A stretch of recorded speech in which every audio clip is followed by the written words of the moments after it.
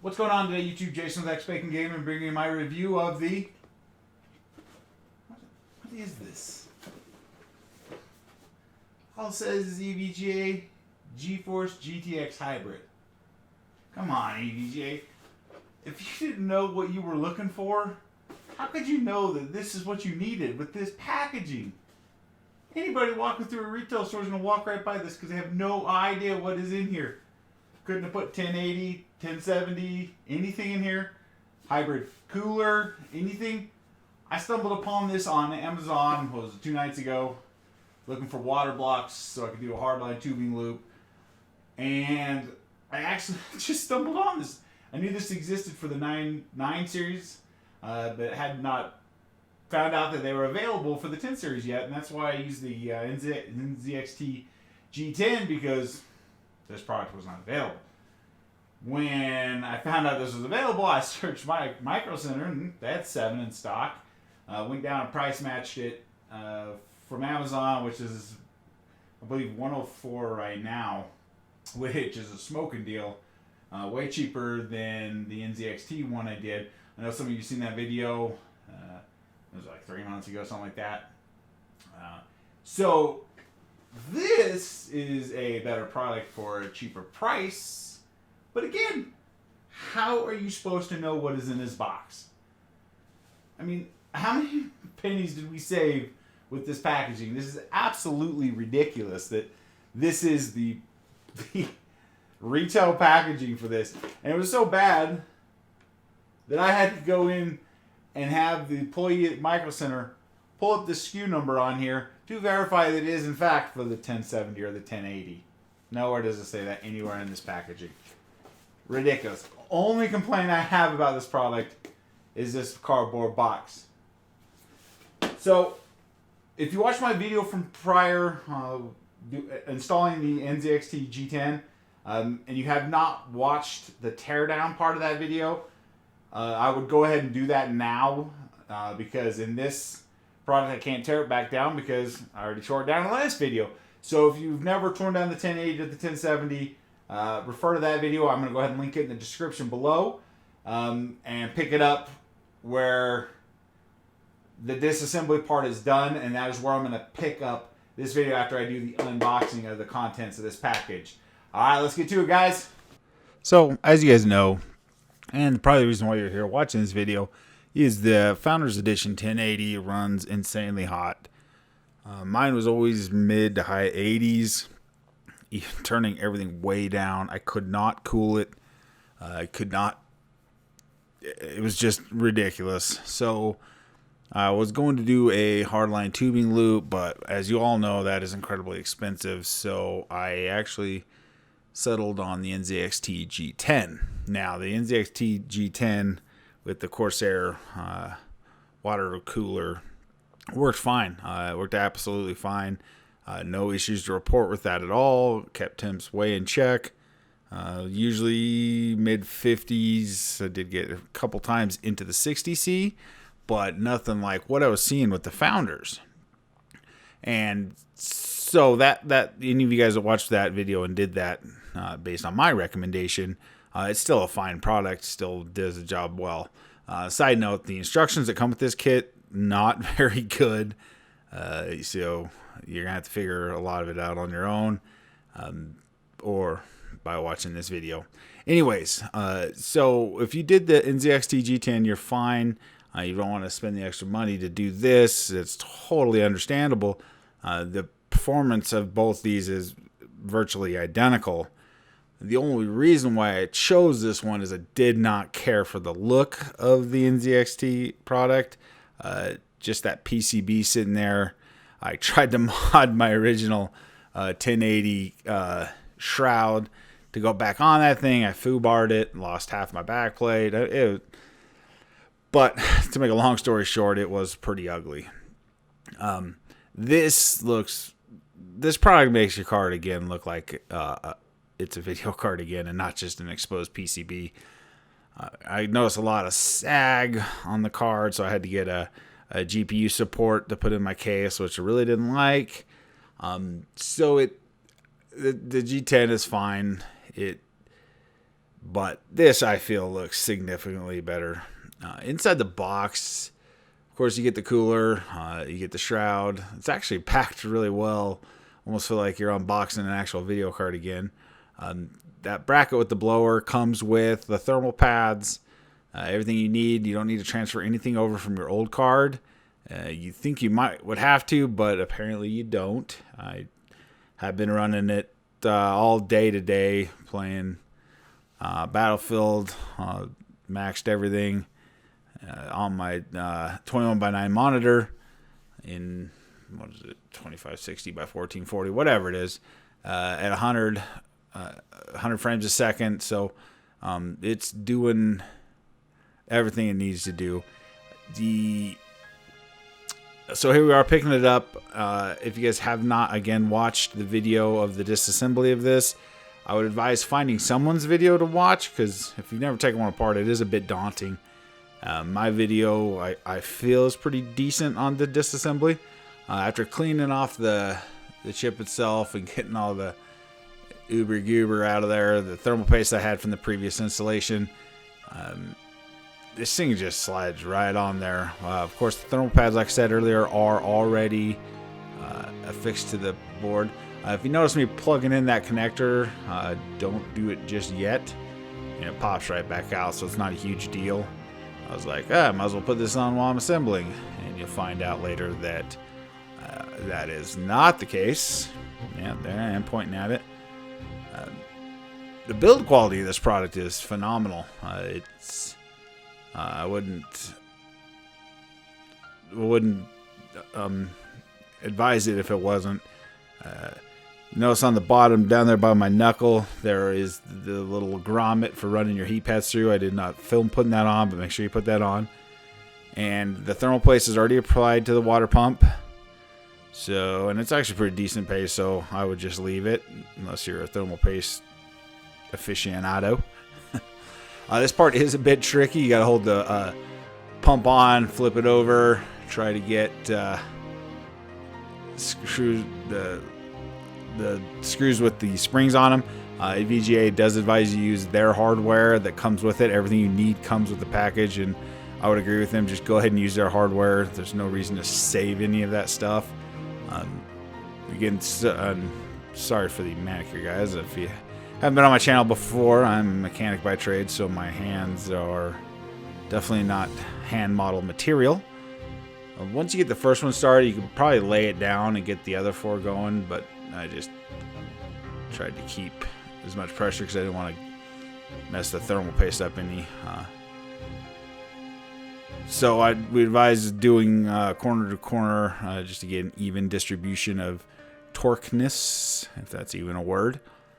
They are a bit of a challenge to get started. Just make sure that you don't over tighten one side. You want to spread it out evenly. As you can tell, it took me attempt. I had to loosen that other side just a hair. Sorry for the camera work, guys. It's not easy. I'm trying to get as close to the board as I can to give you a decent view of things.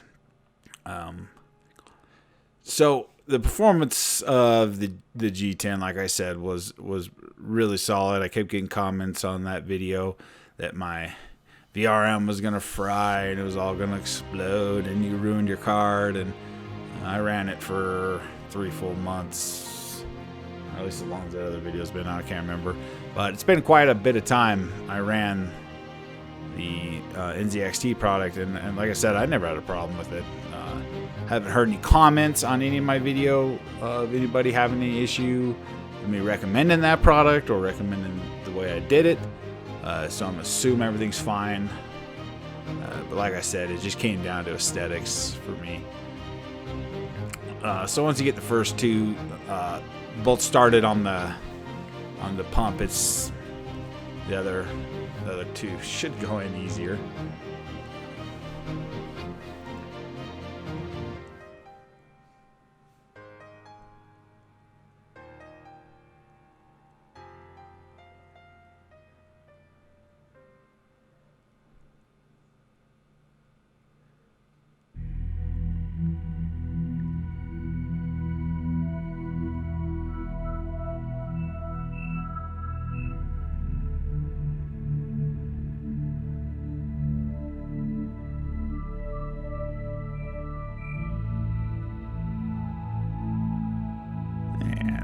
go.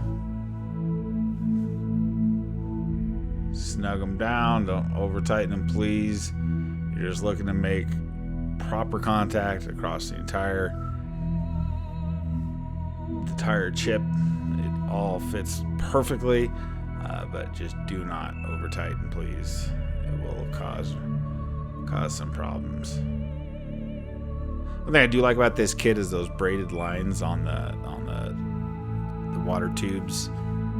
The Corsair one I had just was standard tubing, didn't look nearly as good as this. If you notice, I routed that cable under the water tubes. You'll probably do the same. And here's why I told you not to plug in that first connector, because you're gonna have to plug this in and make it a splitter. Apparently everything gets powered off the PCI power on this. It controls everything. It controls the fan speed, the pump speed, everything. So it's actually pretty solid. You don't have to go find a fan header or anything like that. It's all self-contained. So I find that to be a little bit better than the NZXT product. Getting that cable to go down is a bit of a challenge. It's a bit tight, and to keep it out of the fins of the fan is equally as difficult. But once you get it kind of set there, it'll stay. You're gonna want to route that cable around the outside of the shroud, the circle there, because the top of the card or the top of the shroud will come down if you put it in that channel, and you won't be able to get a very good seal on it. So just route along the outside there. There's plenty of room. It's just a little bit. And then if you also notice, there's no thermal pads on right there where my left hand is. Apparently that fan's gonna cool that fine, and your Founders Edition will have thermal pads across those. They're not needed. I thought they would be, but they are not. If you notice, there's two little strips of black tape to help hold that cable in place. Don't throw those away. It's going to be on a little yellow card. It's so small you don't even know it's tape. It is in the kit, but again, you will probably throw it away if you're not careful. It just helps keep things in place. And this is plugging in the header for the EVGA Hybrid LED backlight or whatever. It's not changeable from what I understand. It's just white, which is fine with me. It definitely adds a little bit of clash back to your card from if you did do the NZXT. Be very careful when plugging this in. I almost shoved the screwdriver right through the PCB. It's not an easy connector to get plugged in. You watch here in a second. I'm about to destroy my card, and whoops, that was close. You'll hear it click. I thought it was seated that time. It turned out it wasn't. So make sure you get that cable out of the fan there, because that can cause some serious issues. The hardest part of this build actually is just dealing with those two cables. Just keeping them out of the fan is vital. You notice down by the water pipes or the water tubes, that's the fan cable right there. Really not a spot to put that, so you got to kind of figure it out on your own. What I did is, you'll see here in a second that I pull it back apart and I route that cable between the pipes, so it's right there between both the water tubes. It's pretty important. I was going to try to go over it, didn't care for that. So just you can kind of bend down that shroud, the rubber grommet I mean, and route the cable between the two water tubes, and it fits perfectly, and it also keeps that wire inside those tubes when you go and hook up the fan and put it in your case, so it's a real nice clean install once you figure that out.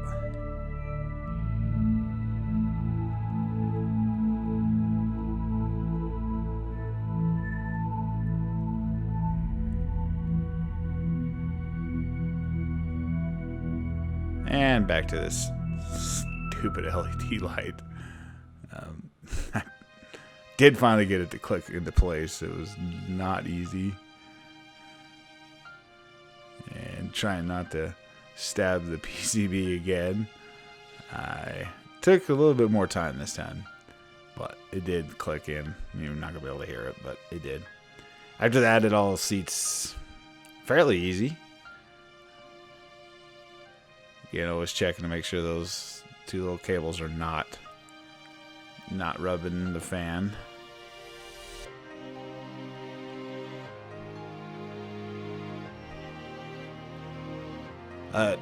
Also, I didn't take the plastic off this thing till I was done mounting the side bolts.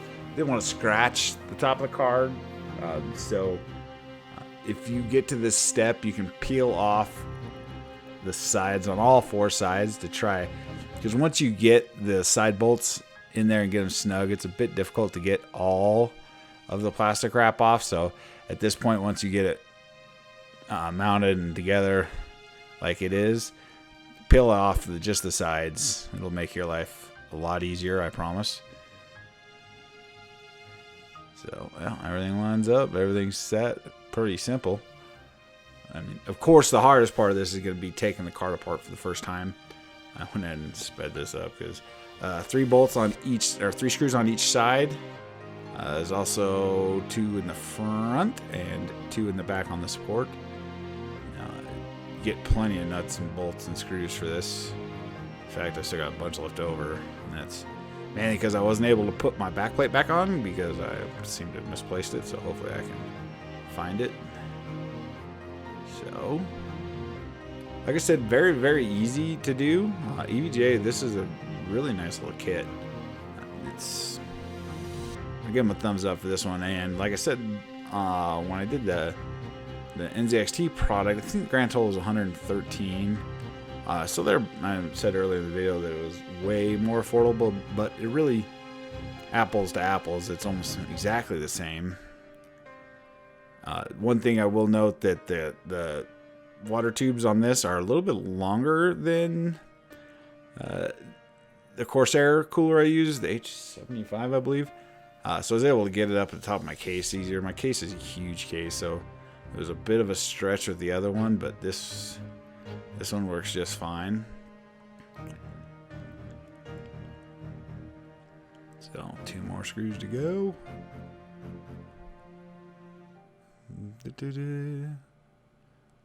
Sorry about the arm in the way.